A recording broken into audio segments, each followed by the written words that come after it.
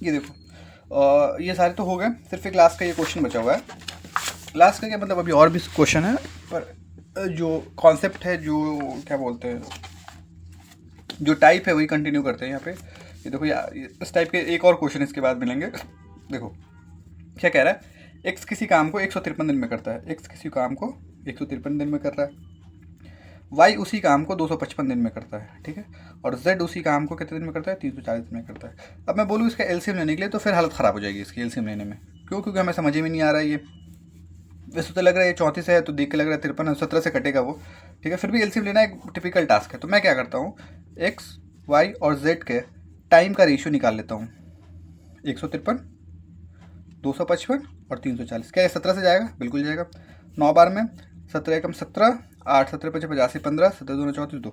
तो ये अब क्या और किसी चीज़ से जाएगा नहीं। तो बेसिकली ये टाइम का रेशियो हो गया, ठीक है। मैंने बोला अब इफिशिएंसी का रेशियो क्या होता है, इसका रिवर्स, मतलब 1/9, 1/15 और 1/20। ये किसका रेशियो हो गया? इफिशिएंसी का रेशियो। क्या रेशियो कभी फ्रैक्शन में होता है? नहीं। तो हम इसको क्या करते हैं, इसको इंटीजर में कन्वर्ट करते हैं, ठीक है। कैसे?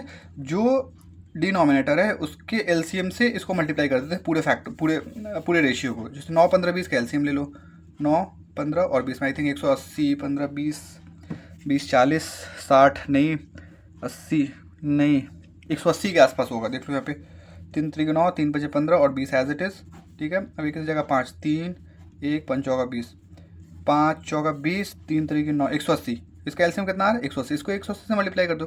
जब 1/9 को 180 से मल्टीप्लाई करोगे तो एफिशिएंसी का रेशियो क्या आ गया यहाँ से? 20। 15 को जब 180 से मल्टीप्लाई करोगे तो 1/15 को जब 180 से मल्टीप्लाई करोगे तो कितना आएगा? 15 13, 150 15 12 आएगा यहाँ से, ठीक है। और ये यहाँ से आ गया 9। तो ये एफिशिएंसी का रेशियो आ गया किसका? एक्स का, वाई का और जेड का। एक्स की एफिशिएंसी 20, वाई की एफिशिएंसी 12, जेड की एफिशिएंसी 9, ठीक है। अब ये कह रहा है कि तीनों एक साथ मिलकर कितने दिन में काम खत्म करेंगे। देखो, अब एक्स कितने दिन काम करता है? 153 दिन। तो टोटल वर्क तुम कहीं से भी निकालो, या तो एक्स से, या तो वाई से, या तो जेड से, सेम ही आएगा। 153 दिन एक्स काम करता है, कितने एफिशिएंसी के साथ? 20 एफिशिएंसी से। ये भी टोटल वर्क की वैल्यू इतनी आएगी जितनी 255 दिन काम करता है कौन? वाई, कितने एफिशिएंसी के साथ? 12। या फिर 340 दिन काम करता है कौन? जेड, कितने एफिशिएंसी के साथ? 9 एफिशिएंसी के साथ। अब देख लो, जो आसान रख लिया, जिसको मल्टीप्लाई करके तुम जल्दी से डेटा निकाल लो, उसको ले लो टोटल वर्क। दोनों मल्टीप्लाई करके वैल्यू सेम ही आएगी तीनों की, ठीक है। अब बोल रहा है तीनों एक साथ काम करेंगे, तो एक दिन की तीनों की एफिशिएंसी कितनी होगी? 20 और 12, 32 और 9 41। मैं इसको ले लेता हूँ 41, क्यों? क्योंकि इसको मल्टीप्लाई करना ज़्यादा आसान है। ये कितना हो जाएगा? 153 गुने 2 कर दो, 3 6 5 2 2 3, 3060/41 डेज। ये आंसर हो गया तुम्हारा, ठीक है। अब यहाँ पे एलसीएम लेने जाते तो हालत ख़राब हो जाती। तो बेसिकली रेशियो को ब्रेक करके हमने इसमें ले लिया, ठीक है।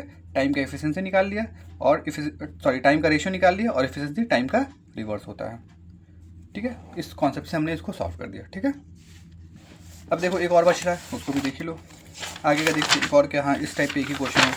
तो बेसिकली यहाँ से यहाँ तक हमने ये क्वेश्चन, कॉन्सेप्ट वही है, बस कैलकुलेशन थोड़े कॉम्प्लिकेटेड होते गए धीरे धीरे धीरे। ऊपर आसान डेटास थे, अब थोड़ा कॉम्प्लिकेट हो गया, ठीक है। एक क्वेश्चन और बचता है, थोड़ा सा अलग टाइप का है, कॉन्सेप्ट यही लगेगा, थोड़ा डिफरेंट है। देखो उसको भी डिस्कस कर ही लेते हैं, ताकि उसके बाद फिर थोड़ा सेम ही कॉन्सेप्ट है, बस थोड़ा बहुत आगे पीछे होगा, उसको समझ लेंगे।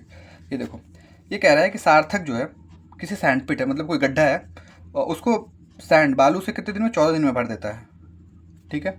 विवान नाम का एक लड़का है, वो उसको 35 दिन में भरता है, ठीक है। पर अली जो है उसको, जो पूरा भरा हुआ गड्ढा है, उसको कितने दिन में खाली कर देता है? 12 दिन में, ठीक है। देखो सेम काम है, काम सेम ही है, गड्ढा भरना, गड्ढा को खाली करना, ठीक है। तो ये 14 दिन लेता है, ये 35 दिन लेता है, और उसको खाली करने में 12 दिन में कर देता है। तो बेसिकली ऐसे क्वेश्चंस में जो काम, अमाउंट ऑफ वर्क सेम है। मेरे कहने का मतलब ये है, अमाउंट ऑफ वर्क सेम है, ठीक है, पर जो नेचर ऑफ वर्क है वो डिफरेंस है। नेचर ऑफ वर्क जो है वो डिफरेंट है। कैसे?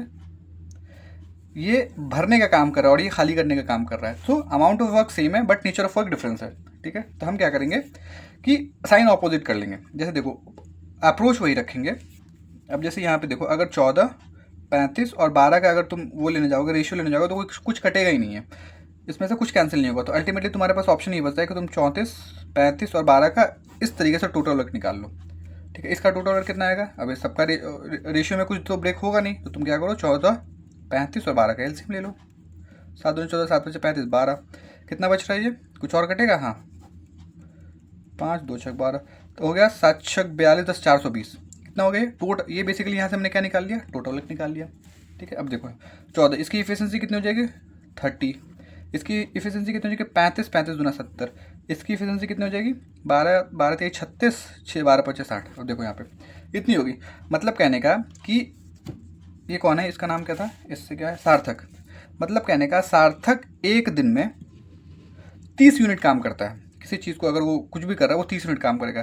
पर अगर विवान की बात करो तो एक दिन में वो 12 यूनिट काम करेगा।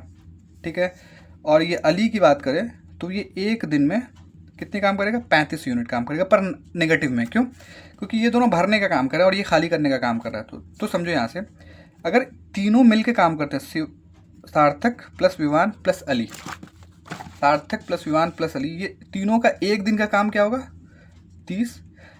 लेट्स सपोज ये 30 यूनिट काम किया, ये 12 यूनिट काम किया, पर ये आके 35 यूनिट काम खराब करके चला गया। ठीक है, मतलब ये खाली कर दिया। तो कितना आ रहा है एक दिन का काम, कितने यूनिट काम होगा, नेट काम कितना होगा 30 12 42, 42 में से 35 कम कर लो, कितना बचा 7 यूनिट काम हुआ।